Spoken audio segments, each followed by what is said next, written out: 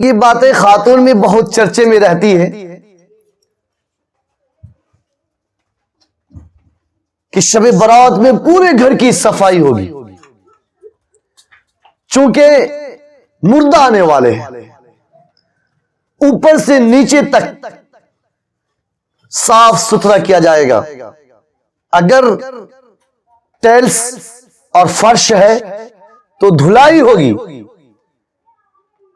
اگر کچا زمین ہے تو اسے نیپا جائے گا۔ وہ مٹی سے نیپتے ہیں نا، صاف کرتے ہیں اس کو، سفید مٹی وائٹ مٹی سے اس کو کلر کرتے ہیں۔ مقصد کیا ہے؟ مقصد یہ ہے کہ آج مردہ آنے والے ہیں، 1 شعبان سے لے کر 14 شعبان تک، 15ویں کی رات تک روزانہ اپنے گھر کے دروازے پر اگر بتی جلائیں گی خاتون، مرد کو اتنا دلچسپی نہیں ہوتا ان باتوں سے، انا رکھنی چاہیے، لیکن خاتون اگر بتی جلائے گی ان 14-15 دن کے اندر، جب بھی کچھ اچھی غذا کا استعمال ہوگا، پکے گا گھر میں، تو گھر کے کسی گوشے میں، کسی کونے میں، کسی خطے میں جہاں کوئی بچہ نہ جاتا ہو، کھانا پکنے کے بعد کسی کو نہیں چھونے دیں گے، سب سے پہلے اس میں سے نکالیں گے اور گھر کے کسی گوشے میں رکھیں گے، اور وہاں اگر بتی جلائیں گے، اس کو تھوڑی جگہ کو پاک کریں گے، اس کو مٹی سے نیپیں گے، اور پھر اس کے بعد اس گوشے میں جو ہے کھانا رکھ دیا جائے گا۔ پھر اس کے بعد اپنے گھر والوں کو اس کھانا میں سے کھلائیں گے، غریبوں کے یہاں بھیجیں گے۔ مقصد کیا ہے کہ مردے تشریف لاتے، مردے تشریف لاتے۔ میں یہ کہتا ہوں ایک ایمان والا اس نیچ تک نہیں سوچ سکتا کہ مردہ تشریف لاتے ہیں، یہ کلام مقدس کے خلاف ہے۔ جو بھی دنیا سے ایک مرتبہ چلا جاتا ہے وہ دوبارہ دنیا میں تشریف نہیں لا سکتے۔ یہ تو برادران وطن کا عقیدہ ہے کہ مرنے کے بعد 7 جنم میں تشریف لاتے ہیں، وہ ان کے یہاں ہے، ہمارے یہاں ہرگز نہیں۔ اس لیے ہم جو اس ملک میں رہتے ہیں، اس لیے دیکھا دیکھی کچھ سیکھ جاتے ہیں، اور خاتون اس کو گرہ لگا لیتی ہے کہ اگر شب برات کی رات غریبوں کو کھانا نہیں دیں گے، شعبان کے مہینے میں قرآن خوانی نہیں کرائیں گے، تو ہمیں نقصان ہوگا، خسارہ ہوگا، ٹوٹا ہوگا۔ وہ اس لیے کہ مردہ ہمارے گھر پر آئیں گے، ان کے لیے کوئی توشہ نہیں ہوگا، خورد و نوش کا انتظام نہیں ہوگا، تو مردہ ہم سب کے حق میں بد دعائیں کریں گے۔ یہ کسی حد تک صحیح نہیں ہے۔ ہاں، آپ اپنے مرنے والوں کے لیے ایصال ثواب کا انتظام کر سکتے ہیں، پورے سال کر سکتے ہیں، کبھی بھی کر سکتے ہیں۔ یہ ضروری نہیں ہے، فرض نہیں ہے، واجب نہیں ہے کہ آپ شعبان کے مہینے میں ہی کریں، رمضان میں نہیں کر سکتے، شوال میں نہیں کر سکتے، ذی قعدہ میں نہیں کر سکتے۔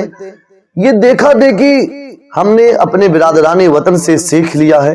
جس قدر اہل تشیع محرم الحرام کے مہینے میں چڑھاوا چڑھاتے ہیں تعزیہ پر، اور امام 12 پر وہ تعزیہ چڑھاتے ہیں، جنگی تیار کرتے ہیں، وہ لوگ روزہ رکھتے ہیں، اور اسی طریقے کی بہت ساری خرافات وہ لوگ کرتے ہیں۔ روزہ رکھنا 2 دن کا ہے، جو اہل سنت والجماعت اس پر عمل کیا کرتے ہیں، اور محرم الحرام میں اہل خانہ پر فراخی کے ساتھ خرچ کرنے چاہیے۔ 2 ہی کام کرنے کے ہیں، اس کے علاوہ محرم میں تمام باتیں لغویات میں سے ہیں، بیکار کی باتیں ہیں۔ ہم نے تشیع سے سیکھ لیا کہ وہ لوگ چڑھاوا وہاں چڑھاتے ہیں، تعزیہ پر، جنگی پر، اور امام 12 پر۔ ہم لوگ اپنے گھر کو امام 12 بنا لیتے ہیں۔